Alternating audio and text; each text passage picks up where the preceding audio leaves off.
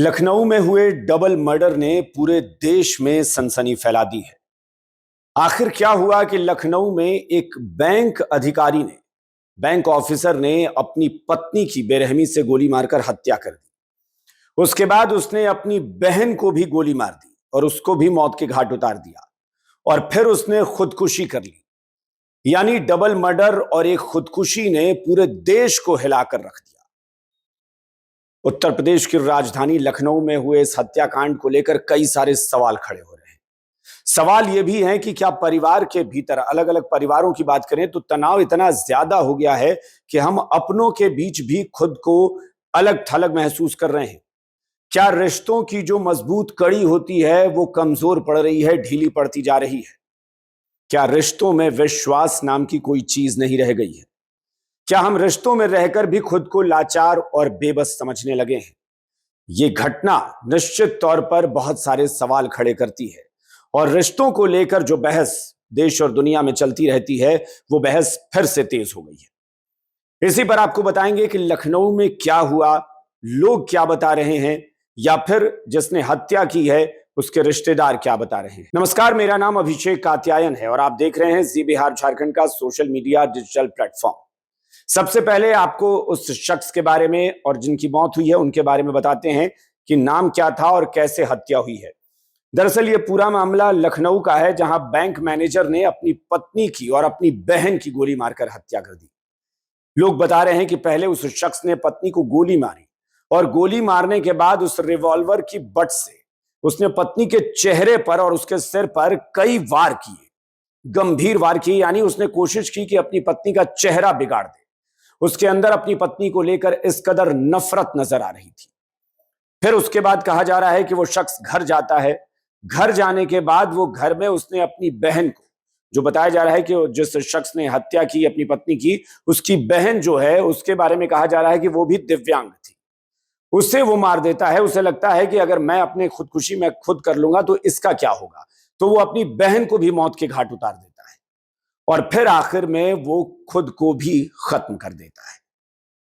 उस युवक का नाम, उस परिवार की पूरी घटना आपको बताएंगे। मानस वाजपेयी नाम है उस युवक का जिसने इस हत्याकांड को अंजाम दिया। गुरुवार का दिन और यह घटना है दोपहर करीब 12:05 की। दोपहर 12:05 पर मानस वाजपेयी जो है वो कार से आईसीआईसीआई बैंक पहुंचता है।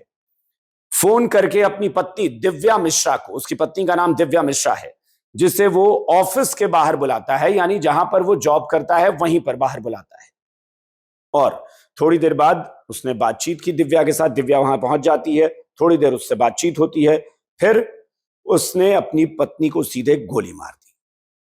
किसी को यह पता नहीं कि आखिर उसने क्या बातचीत की, क्यों गोली मारी, यह उस वक्त तक किसी को पता नहीं होता। वो अपनी पत्नी को गोली मारता है और वहां से भागकर ठीक 12:30 पर, यानी 25 मिनट का यह फासला है, 12:05 पर वो बैंक पहुंचता है। फिर अपनी पत्नी को फोन करके बाहर बुलाता है। पत्नी तुरंत आती है। उसके बाद वो कुछ देर बात करके पत्नी को गोली मारता है और 12:30 पर वो 2 किलोमीटर, चूंकि शहर में 2 किलोमीटर की दूरी बहुत ज्यादा होती नहीं है, उसे कुछ मिनट लगे पहुंचने में, और 2 किलोमीटर की दूरी पर 12:30 पर वो अपने घर पहुंचता है। लोग बता रहे हैं, जो आसपास के लोग थे, जिन लोगों ने देखा, कि मानस वाजपेयी जो है वो पसीने से तरबतर था, बिल्कुल भीगा हुआ था पसीने से। अंदर जाता है वो और सबसे पहले कमरे का दरवाजा वो बंद कर लेता है अंदर से। ये मैं पूरी घटना बता रहा हूं जो प्रत्यक्षदर्शियों ने बताई है सारी बातें, कि वो क्या कह रहे हैं। वो घर के अंदर जाता है और सबसे पहले कमरे का दरवाजा अंदर से बंद करता है। फिर वो टीवी पर तेज वॉल्यूम में आवाज तेज करके हनुमान चालीसा का पाठ सुनने लगता है। हनुमान चालीसा वो टीवी पर सुनने लगता है और इसके बाद अपनी बहन शीबा को, जिसकी बहन का नाम शीबा है, शीबा को वो गोली मार देता है और उसे भी मौत के घाट उतार देता है। शीबा मानसिक तौर पर बीमार बताई जा रही है, दिव्यांग थी, जैसा कि मैंने बताया, मानसिक तौर पर बहुत ज्यादा बीमार थी। और शीबा कुल मिलाकर ये कहें कि अकेले जिंदगी नहीं गुजार सकती थी, इसलिए उसने अपनी बहन शीबा को भी मौत के घाट उतार दिया, मौत की नींद सुला दिया। और चूंकि शीबा का पहले से ट्रीटमेंट बताया जा रहा है कि चल रहा था, मानसिक इलाज चल रहा था। शीबा को मारने के बाद, चूंकि मानस को यह डर था कि शीबा अगर नहीं मरी तो फिर क्या होगा, इसलिए उसने शीबा को मार दिया। इसके बाद मानस ने खुद को गोली मार दी। अब चूंकि घर में वॉल्यूम तो उसने बढ़ा रखा था टीवी का, हनुमान चालीसा उस पर चल रहा था, लेकिन चूंकि आप जब गोली मारते हैं तो उसकी आवाज होती है। और आसपास के जो लोग थे उन्होंने मानस को जब देखा था, घर के बाहर पहुंचा था, बहुत जल्दबाजी में, बहुत घबराहट में था, उसके चेहरे पर पूरा पसीना बह रहा था, तो लग गया था कि कुछ ऐसी बात है, कुछ मिस हैपनिंग हुई है या कोई बड़ी बात हुई है। उसके बाद लोगों ने आवाज सुनी, और चूंकि अब रिवॉल्वर चलने की आवाज, गोली चलने की आवाज सुने हैं, तो पड़ोसी जो है वो दौड़कर वहां पहुंचते हैं। पड़ोसी खुद बता रहे हैं कि हम लोग दौड़कर वहां पहुंचे और दौड़कर हम लोगों ने दरवाजा तोड़ दिया। दरवाजा तोड़ा तो देखा कि अंदर भाई बहन की खून से सनी लाश जमीन पर पड़ी थी। वारदात गोमती नगर, लखनऊ का ये बहुत बड़ा इलाका है गोमती नगर। गोमती नगर थाना क्षेत्र की घटना है। घटना की जानकारी मिलते ही पुलिस अफसर वहां पहुंचते हैं और फॉरेंसिक टीम मामले की जांच करती है। पुलिस कमिश्नर तरुण गाबा वहां मौके पर पहुंचते हैं। अब पत्नी की हत्या के बाद मानस ने व्हाट्सएप पर एक स्टेटस लगाया था। उसमें लिखा था कि मैंने अपनी पत्नी की हत्या कर दी क्योंकि उसने मुझे धोखा दिया। अब मुझे खुद को और अपनी बहन को भी मारना है। बैंक के बाहर, आईसीआईसीआई ब्रांच के बाहर वो अपनी पत्नी को मारने के बाद ये स्टेटस लगाता है व्हाट्सएप पर कि मैंने अपनी पत्नी की हत्या कर दी क्योंकि उसने मुझे धोखा दिया। अब मुझे खुद को और अपनी बहन को भी मारना है। उसकी यानी दिव्या की बहन प्रज्ञा और उनके, प्रज्ञा के पति भरत यादव को सब कुछ पता है।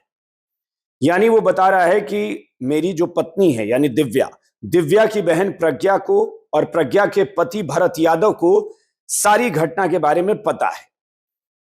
दरअसल दिव्या ने 1 साल पहले, जो महिला जिसकी मौत हुई है, जिसके पति मानस ने मारा है, तो मानस की पत्नी दिव्या ने 1 साल पहले तलाक की अर्जी दाखिल कर दी थी। दिव्या की उम्र 33 साल बताई जा रही है।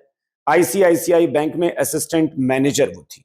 यानी जो दिव्या थी वो बैंक मैनेजर थी, वो रिलेशनशिप मैनेजर के तौर पर काम करती थी। और दिव्या एक यूट्यूबर है, प्रज्ञा मिश्रा उनकी बहन थी। दिव्या की शादी 2018 में मानस से हुई थी, अरेंज मैरिज थी। दोनों को अभी तक कोई बच्चा नहीं था। पिछले 8 साल में अभी तक कोई संतान नहीं थी इनकी। दोनों दिव्या ने 1 साल पहले पति मानस वाजपेयी, जिसकी उम्र मानस वाजपेयी की 35 साल बताई जा रही है, 1 साल पहले तलाक की अर्जी दाखिल की थी। और इसमें अपील जो दायर की गई थी वो आलमबाग के श्रृंगार नगर स्थित अपने मायके में रहने चली आई थी। जो उसने तलाक की अर्जी दी थी उसके बाद दिव्या मानस को छोड़कर अपने मायके में रह रही थी। कुछ दिन पहले दिव्या ने पारा के बुद्धेश्वर में अपना मकान बना लिया था। यानी दिव्या के पास पैसा था, बैंक में रिलेशनशिप मैनेजर थी और उसने अपना मकान बना लिया और इसी घर में अपने माता पिता के साथ रह रही थी। दिव्या के पिता सरकारी नौकरी से रिटायर्ड हैं और मां हाउसवाइफ है। पति मानस हुसड़िया चौराहे के पास अपनी बहन शीबा के साथ, शीबा वाजपेयी जिसकी मौत हो गई है, मानस ने उसे भी मार दिया, उसकी उम्र 28 साल थी, किराए के मकान में रहता था। वो एसबीआई की इंजीनियरिंग कॉलेज ब्रांच में फील्ड ऑफिसर था। यानी मानस वाजपेयी सरकारी नौकरी में था, वो एसबीआई में मैनेजर था और उसकी पत्नी दिव्या आईसीआईसीआई बैंक में रिलेशनशिप मैनेजर थी। दोनों बड़े पद पे थे, अधिकारी थे, एक सरकारी बैंक में और एक प्राइवेट बैंक में। मानस के पिता भी बैंक कर्मी थे और 6 साल पहले उनकी मौत हो गई थी। मां की भी मौत पहले, मानस की मां की मौत भी पहले हो चुकी थी। अब अलग अलग बातें कही जा रही हैं। चश्मदीद अलग बात कर रहे हैं, जो दिव्या की बहन है प्रज्ञा मिश्रा वो अलग बात कर रही है। प्रज्ञा मिश्रा का कहना है, जो दिव्या की बहन है, जो यूट्यूबर है, प्रज्ञा मिश्रा कह रही है कि दरअसल जो मानस था वो साइको था, मानसिक तौर पर वो भी ठीक नहीं था। ये प्रज्ञा मिश्रा कह रही हैं, जो कि दिव्या की बहन है। अब इसमें कितनी सच्चाई है इसका कोई प्रमाण नहीं है, लेकिन प्रज्ञा मिश्रा कह रही हैं कि जीजा जो मेरा था वो साइको था और इसीलिए उसने बहन को मारा, मेरी बहन को मारा है और इसीलिए उसने, उसकी मतलब बहन ने अपने पति से तलाक की दरख्वास्त की थी कोर्ट में कि भाई तलाक मिल जाए। लेकिन अब पड़ोसी जो हैं इस मामले में बहुत ज्यादा कुछ कह नहीं रहे हैं कि हकीकत क्या थी। लेकिन अगर वो साइको था तो जाहिर तौर पर उसकी पत्नी दिव्या को उससे पहले से परेशानी रही होगी। 8 साल रिश्ता उसने बिताया था साथ में। 8 साल के बाद क्या ऐसा हुआ कि मानस वाजपेयी ने एक फोन किया और दिव्या मिश्रा उठकर उसके पास चली आई। अगर तलाक की अर्जी दिव्या मिश्रा ने पहले ही दे रखी थी तो फिर मानस के कहने पर वो क्यों आई? आखिर वो क्या बातचीत करना चाहता था या क्या बातचीत उन दोनों के बीच हुई, ये अब तक स्पष्ट नहीं है। अब ये जब स्पष्ट ही नहीं है कि बातचीत क्या हुई, ये स्पष्ट नहीं है कि दिव्या वहां से उठकर क्यों चली आई, तो फिर ये कह देना प्रज्ञा के कहने पर, प्रज्ञा मिश्रा के कहने पर कि मेरा जीजा साइको था, इसे प्रमाणित नहीं किया जा सकता। प्रमाणित तब होगा जब या तो इसका कोई डॉक्यूमेंट मिले या वाकई ऐसी कोई जांच हो या पहले से कोई ट्रीटमेंट उसका चल रहा था।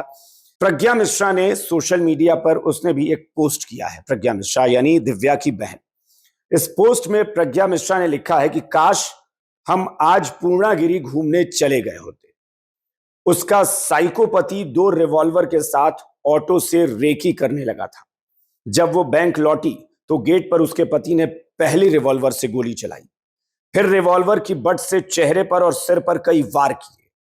पास के सारे लोग जान बचाकर भाग गए। फिर उसने दूसरा रिवॉल्वर निकाला और उससे फायर किया। दिव्या को पहले से ही अनहोनी का अंदेशा था और उसने अपने करीबियों से जान का खतरा भी जताया था। दिव्या अपने मासूम भतीजे के सितंबर में आने वाले जन्मदिन के लिए जंगल थीम पर एक खास सरप्राइज पार्टी प्लान कर रही थी। वो अपने भतीजे के लिए तोहफे और खुशियां जुटाने में लगी थी, लेकिन किसे पता था कि उसकी जिंदगी का ऐसा दर्दनाक अंत हो जाएगा। अब सवाल यह है कि ये प्रज्ञा मिश्रा ये तो पोस्ट कर रही हैं कि काश हम पहले ही पूर्णागिरी घूमने चले गए होते, लेकिन जब तारीख तय थी तो सबको पता था कि कोर्ट की तारीख है 21 तारीख। फिर आखिर दिव्या मिश्रा पति से मिलने, पति से बात करने के लिए वहां क्यों रुकी? अगर उसका पति साइको था, अगर उसे अपनी हत्या का अंदेशा था, अगर उसे डर था, तो यहां रुकने की कोई वजह समझ में नहीं आ रही है। क्योंकि अगर उसे पता है, अगर किसी को पता चल जाए कि मेरे जानने वाला या मेरा कोई रिश्तेदार या मेरा कोई अपना साइको है और उससे मेरी जान को खतरा है, फिर तो मैं सीधा कोर्ट की शरण में जा चुका हूं पहले ही, तो मैं कोर्ट से ही फैसला लेकर आऊंगा। फिर अगर वो साइको है, अगर मेरी हत्या की कोशिश कर सकता है, उससे मेरी जान को खतरा है, तो वो अगर मुझे बातचीत के लिए भी बुलाएगा तो मैं क्यों आऊंगा भला? ये वाकई सोचने वाली बात है कि आखिर दिव्या और मानस वाजपेयी के बीच हुआ क्या था। ये अभी तक स्पष्ट नहीं है। प्रत्यक्षदर्शी सिर्फ मानस की हालत बता रहे हैं कि पसीने से तरबतर था, उसने ऐसे ऐसे किया। प्रज्ञा मिश्रा अपने मन मुताबिक एक बात कह रही हैं, अपने मन की बात कह रही हैं, लेकिन हकीकत क्या है ये किसी को पता नहीं है। पुलिस तफ्तीश कर रही है, पुलिस मामले की जांच कर रही है, लेकिन मैं फिर वही कहूंगा कि इस घटना ने एक बात तो साफ कर दिया है कि रिश्ते अब भरोसे के काबिल नहीं बच रहे। रिश्तों में अब विश्वास खत्म हो रहा है। रिश्तों की जो मजबूत कड़ी होती थी, जो रिश्तों को बांधे रखती थी, वो कड़ी ढीली पड़ती जा रही है, टूट रही है। और इस तरह की घटनाएं जो हैं रिश्तों पर एक बार फिर से बहुत बड़ा क्वेश्चन मार्क लगा देती है कि क्या पति पत्नी जैसे रिश्ते में जो जीवन भर साथ निभाने के लिए बनते हैं, जिनको जीवन साथी, लाइफ पार्टनर कहा जाता है, वैसे रिश्तों में भी अब विश्वास खत्म हो चुका है। वैसे रिश्ते भी अब क्या दरकने लगे हैं। इस पर आप क्या सोचते हैं, आपके क्या विचार हैं? आप जरूर कमेंट कीजिएगा कि रिश्तों को लेकर आप लोग क्या सोचते हैं और इन रिश्तों को कैसे संजो कर रखा जाए, मजबूत बनाया जाए। इस पर आपके क्या विचार हैं, कमेंट में जरूर बताइएगा। फिलहाल इस वीडियो में इतना ही। नमस्कार।